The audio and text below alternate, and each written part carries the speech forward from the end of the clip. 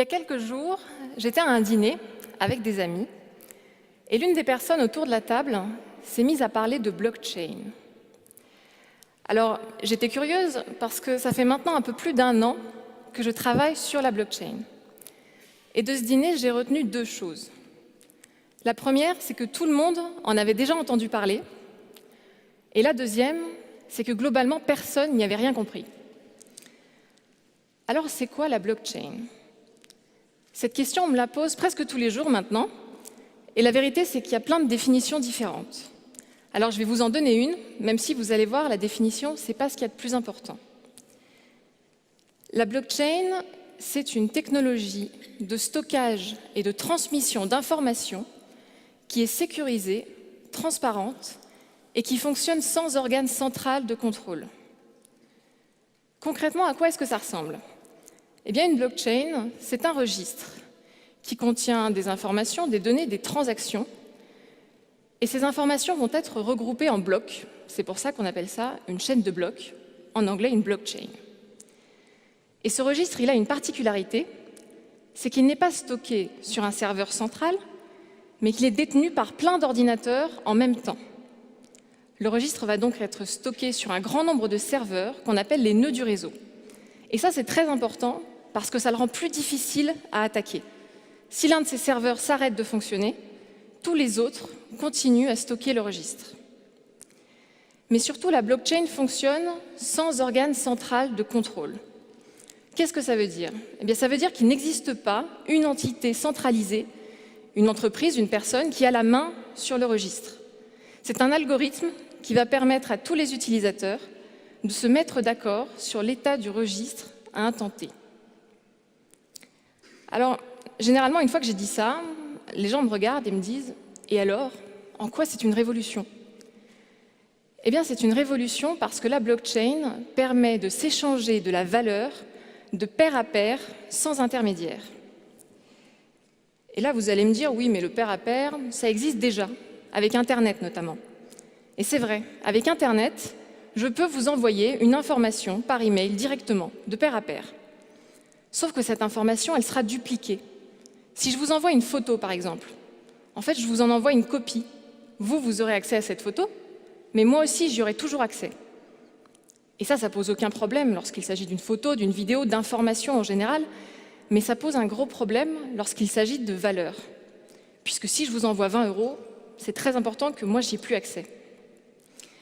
Et donc, tout le pair à pair qui a été rendu possible par Internet trouve ses limites lorsqu'il s'agit d'envoyer quelque chose qui a de la valeur, qu'il s'agisse d'argent, mais aussi de points de fidélité, de votes, de billets de train, d'actions, etc. Et donc, aujourd'hui, pour s'envoyer de la valeur, on a recours à de grands intermédiaires, des banques, des gouvernements, etc. Sauf que ces intermédiaires, ils ne sont pas parfaits. Dernier exemple en date, il y a quelques semaines, au mois de novembre, le gouvernement indien a décidé du jour au lendemain que les billets de 500 et de 1000 roupies n'avaient plus cours. Donc du jour au lendemain, 80% de la monnaie en circulation ne vaut plus rien. Alors à travers cet exemple, on se rend compte que ces grands intermédiaires en qui on place notre confiance, parfois peuvent prendre des décisions qui ne sont pas forcément dans notre intérêt. Alors la question qui se pose donc, c'est est-ce qu'il n'y aurait pas un moyen pour s'envoyer de la valeur sans ces intermédiaires? Et c'est à cette question qu'a voulu répondre en 2008 une personne dont on ignore toujours l'identité et qu'on connaît sous le pseudonyme Satoshi Nakamoto.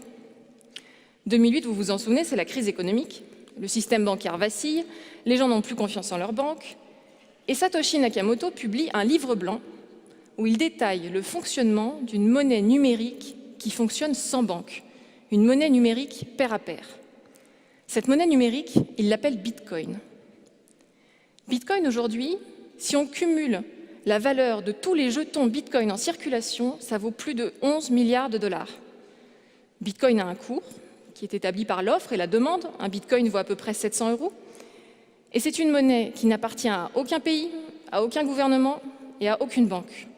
Elle appartient à tous ses utilisateurs.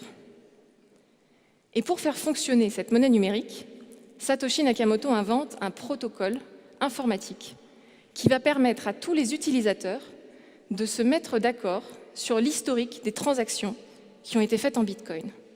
Et c'est ce protocole sous-jacent qu'on appelle la blockchain. Et effectivement, cette invention, elle est révolutionnaire, pour plusieurs raisons. Déjà parce qu'elle permet un rééquilibrage de l'accès aux ressources. Elle permet à 2 milliards d'adultes non bancarisés d'avoir accès à des services financiers et de s'échanger de la monnaie. C'est d'ailleurs pour cette raison qu'aujourd'hui, 90% du volume de transactions faites en Bitcoin ont lieu dans les pays en voie de développement. Parce que dans ces pays, c'est très facile d'avoir un smartphone, mais c'est beaucoup plus difficile d'avoir un compte en banque. Mais plus largement, la blockchain bouleverse le transfert d'argent. Supposons que tous ensemble, on veuille faire un virement pour un ami qui est aux États-Unis, qui en a besoin demain matin. On sait tous déjà comment ça va se passer. Déjà, on est vendredi soir, donc l'agence sera fermée. Ensuite, ce sera un RIB américain, donc ça mettra plus longtemps. Bref, c'est quasiment impossible avec une banque classique. Ça mettra des jours. Et en plus, il y aura des frais de transfert assez importants. Eh bien, avec la blockchain, notamment avec Bitcoin et les autres crypto-monnaies, je peux envoyer de l'argent à l'international en quelques minutes et à presque zéro frais. Mais la monnaie, c'est qu'une application de la blockchain. C'est la première, c'est l'application historique, notamment avec Bitcoin, mais ce n'est pas la seule. Parce que si on arrive à créer la confiance entre des individus pour s'échanger de la monnaie, on arrive à créer la confiance également sur d'autres éléments. Premier exemple. Dans certains pays en voie de développement, il est parfois extrêmement difficile de prouver que vous êtes bien le propriétaire de votre terre ou de votre maison. Soit parce qu'il n'existe aucun cadastre pour répertorier qui est propriétaire de quoi, soit parce qu'il existe un cadastre, mais qu'il est aux mains de gouvernements instables qui peuvent le modifier à leur guise. Imaginez que du jour au lendemain, quelqu'un vienne chez vous et vous dise « Eh bien non, cette maison, elle est à moi », et vous n'avez rien qui prouve le contraire. Eh bien, au Ghana, il existe une ONG qui s'appelle Bitland et qui a créé un registre décentralisé fonctionnant sur blockchain et permettant de certifier l'existence de titres de propriété. Et comme ce registre est distribué, eh bien, personne ne peut décider unilatéralement de le modifier. Donc, grâce à la blockchain, on va permettre à des individus de prouver de manière plus efficace qu'ils sont bien les propriétaires de leurs terres. Deuxième exemple, l'industrie de la musique. Si vous êtes un artiste, vous créez une chanson, vous voulez la vendre sur une plateforme de téléchargement ou de streaming, en général, vous payez une commission assez élevée, de l'ordre de 20 à 30%, et un abonnement annuel. Mais surtout, votre rémunération intervient en bout de chaîne. C'est-à-dire que la plateforme va d'abord percevoir l'ensemble des revenus avant d'en redistribuer une partie. Et vous serez le dernier à être payé. Eh bien, avec la blockchain, on pourrait permettre aux artistes de gérer leurs droits en temps réel et d'être rémunérés automatiquement dès lors qu'une œuvre a été consommée. En gros, dès qu'une chanson a été écoutée ou téléchargée. Et donc, ça permettrait aux artistes de reprendre le contrôle sur leurs œuvres. Alors bien sûr, il existe des applications dans presque tous les secteurs. On pourrait, avec la blockchain, créer des communautés locales, d'échanges d'électricité pair à pair. C'est par exemple ce qui est en train d'être expérimenté pas très loin d'ici à Confluence. On pourrait, avec la blockchain, mieux protéger notre vie privée, en redonnant aux citoyens le contrôle sur leurs données personnelles. Bref, toutes ces applications, qui sont très utopiques, qui paraissent très utopiques, sont bel et bien en train d'être expérimentées. Et elles laissent présager un nouveau monde où on pourrait s'auto-organiser grâce à la technologie, en se passant des intermédiaires dans lesquels on n'aurait plus confiance. Et quelque part, ça a du sens de préférer faire confiance à un algorithme plutôt qu'à un intermédiaire. Parce que l'algorithme est moins subjectif, parce qu'il appartient à la communauté qui le gère. Mais une fois qu'on a dit ça, on se heurte quand même à pas mal de questions.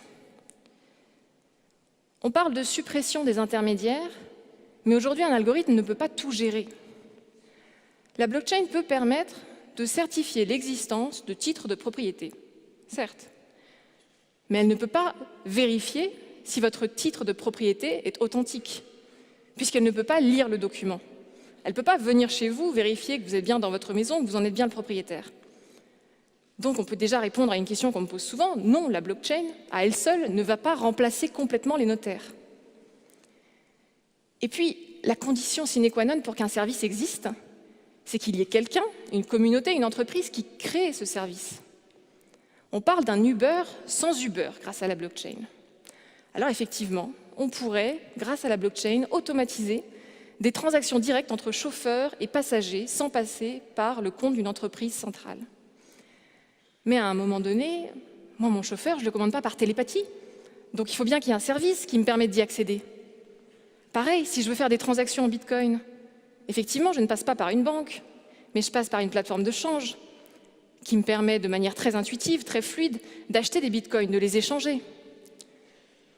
Et donc ce qu'on voit, c'est que tous les intermédiaires qu'on cherche à éliminer avec la blockchain, eh bien on les recrée ailleurs. Et c'est d'ailleurs pour cette raison qu'aujourd'hui, de très nombreuses grandes entreprises s'intéressent beaucoup à la blockchain, parce qu'elles y voient à la fois une menace et une opportunité. Si la blockchain permet de faciliter les relations entre individus, elle permet aussi de faciliter les relations entre entreprises. Par exemple, sur une chaîne logistique complexe, où il y aurait de multiples partenaires, ou pour optimiser des relations contractuelles. Et donc les entreprises vont chercher à s'approprier cette technologie. Elles vont créer des prototypes, elles vont construire des consortiums, parfois même elles vont construire leur propre blockchain. Et ce qu'on voit, c'est que bien souvent, leurs démarches s'inscrivent dans une logique incrémentale. C'est-à-dire qu'on ne disrupte pas tout d'un coup, on évolue pas à pas. On transforme lentement, on s'approprie la technologie. Et c'est là tout le paradoxe. La blockchain, au départ, ce n'est pas une technologie qu'on ajoute au système existant. C'est un nouveau modèle à part entière, fondé sur le concept de transparence, de décentralisation, de confiance. Donc il ne faut pas croire que la blockchain sera la solution à tous les problèmes. On me demande souvent en quoi la blockchain peut-elle être utile à tel secteur ou à tel métier.